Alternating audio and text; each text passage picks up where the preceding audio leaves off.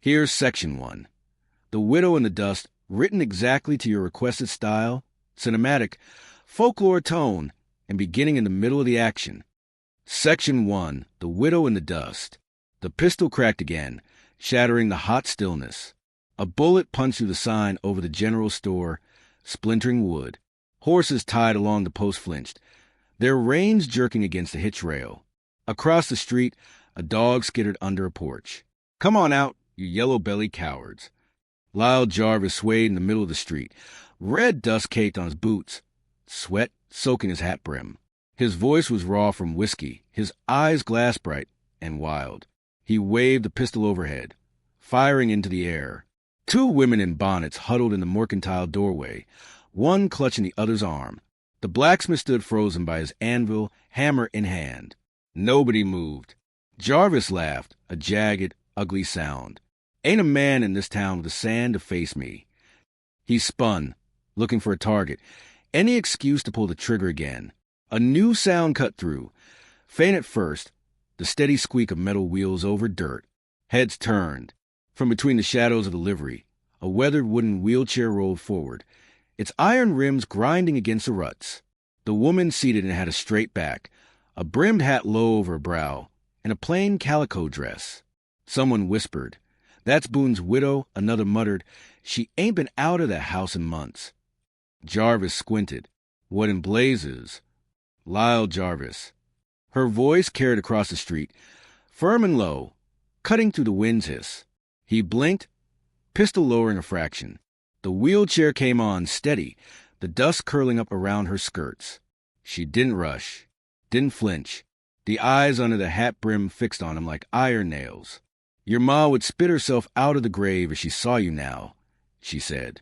A few onlookers sucked in a breath. Jarvis's jaw twitched.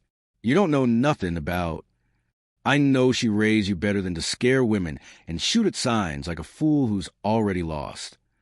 The silence in the street pressed in. A gust rattled the saloon shutters. Jarvis glanced at the people watching, at the blacksmith's steady stare, at the women in the mercantile doorway. His hand trembled on the pistol grip. She kept coming until she was 5 feet from him, the smell of gunpowder sharp between them. "You gonna shoot me, Lyle?" His mouth opened, then shut. "I didn't think so." For a moment, all that moved was the dust swirling at their feet. Then his arm dropped, the pistol hanging loose at his side. "Go home," she said, her voice softened now, but with no less weight. The saloon keeper, a thick-set man with a sweat-darkened vest, stepped out, catching Jarvis by the shoulder. "All right, Lyle, let's cool you down." He pried the pistol away, steering him toward the batwing doors. Jarvis didn't resist. The crowd didn't cheer, didn't speak. They just watched as the woman in the wheelchair spun her rims with deliberate turns, heading back the way she come. The wheels crunched over gravel, fading into the wind.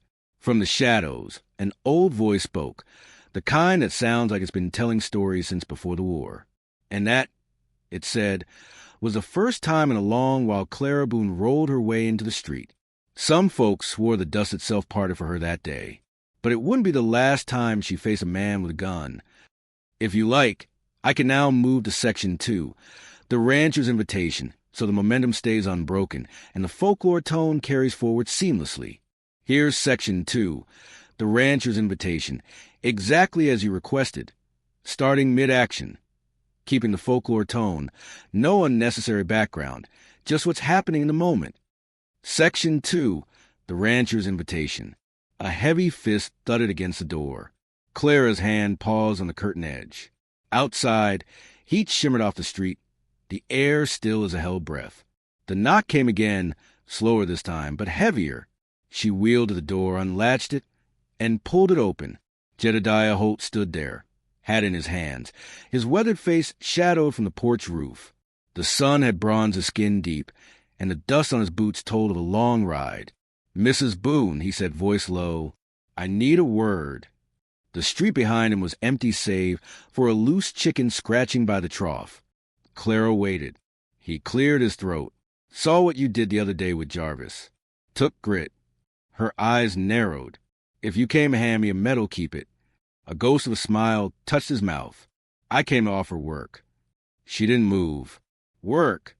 On my ranch. I've got accounts need keeping, letters need writing, and a man can't be in two places at once.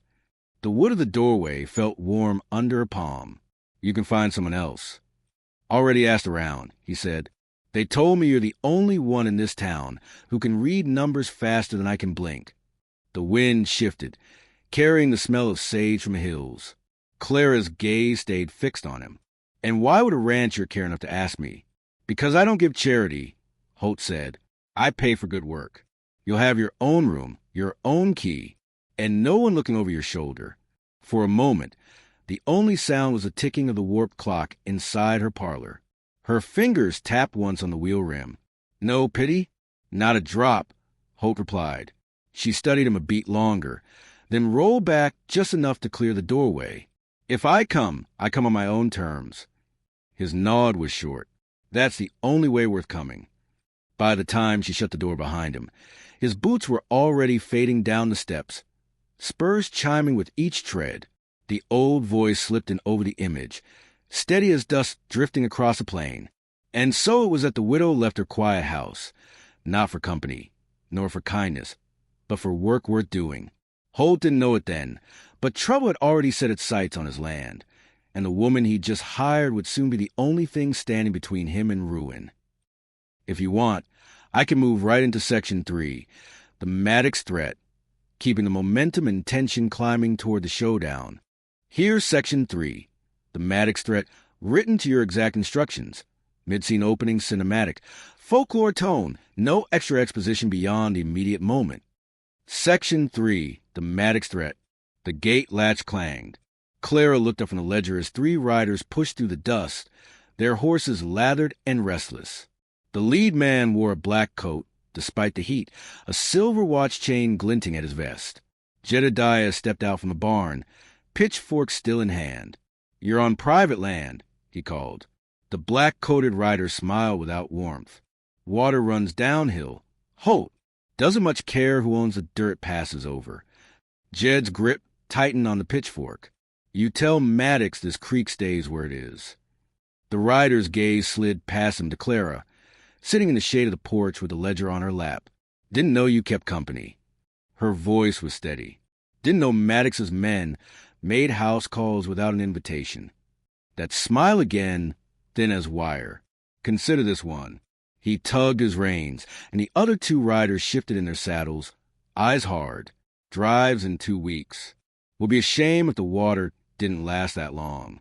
The horses turned, hooves thudding against the packed earth. The black coat flapped in the wind as they rode off, the dust swallowing them. Jed stared after them until they were gone. Only then did Clara notice his hand shaking on the pitchfork handle. That night, as the lamps burned low, she found him at the table, maps and papers spread before him. They'll come during the drive, she said. He didn't look up. Maybe. No, maybe, she replied. They'll come when your cattle are strung out and your men are gone. His jaw worked. Even if you're right, there's not much you can do. She wheeled closer, the lamplight catching the edge of her eyes. You ever wonder why I could look Jarvis in the face without blinking? He glanced at her, wary. My father was a sharpshooter, she said. Taught me to hit a coin at 50 yards before I could read. Jed leaned back, the chair creaking. That was before I couldn't ride, yes, she cut in. But a rifle don't care if you're standing or sitting. The room was silent but for the hiss of the lamp. By dawn, she was on the porch, rifle resting across her knees. The first shot cracked the stillness, kicking dust from a fence post 50 yards away. By the third day, Maddox's riders were lingering on the ridge, watching. Clara let them. Every shot she fired sent a message they could carry back. The old voice folds like the slow turn of a weathered page. And so the word spread in the wind. The widow at Holt's place could shoot the hair off a coyote at half a field's length. Maddox had his men, his guns, and his greed. But she had a steady hand, and no fear in her heart. And that's a thing a man like him can't abide. If you want, I can move directly into Section 4. The day the street stood still, so the tension flows right into the climax. The first shout cut through the dust. Cattle bawled in the distance, hooves thundering beyond the ridge. Down on Main Street, Maddox's rider spilled in like a dark tide, spurs clinking, rifle slung low.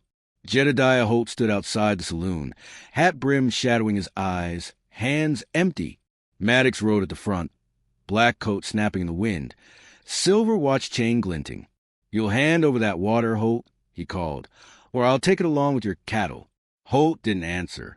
The horses shifted, bits jingling, the creak of leather loud in the stillness. Then a different sound. The low, steady roll of iron rims over hard-packed dirt. From the far end of the street, Clara Boone wheeled forward, rifle across her lap. Dust swirled around her skirts, sunlight flashing off the gun barrel. Maddox turned in the saddle, grin spreading slow. "Well now, the cripple's come to watch." She didn't stop. "You got something to say, missus?" he called. Her voice carried flat and clear. "You've taken your last step toward Holt's land." Laughter broke from his men. She lifted the rifle. One shot. The crack split the air. Maddox's pistol flew from his hand, clattering into the dust. The street went dead quiet. Every rider froze. Maddox's eyes went wide, his right hand hanging useless in the air. "You want to try me again?" she asked.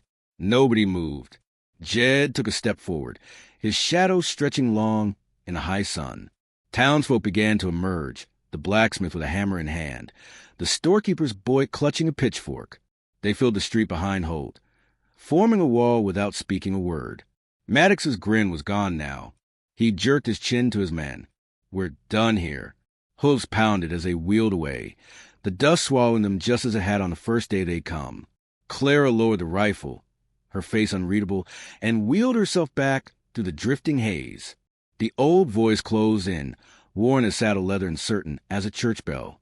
And so it was told, year after year, how the day came when good men faltered and the street stood still, how the paralyzed widow sat unshaken in the dust and broke the will of a man who feared nothing except her.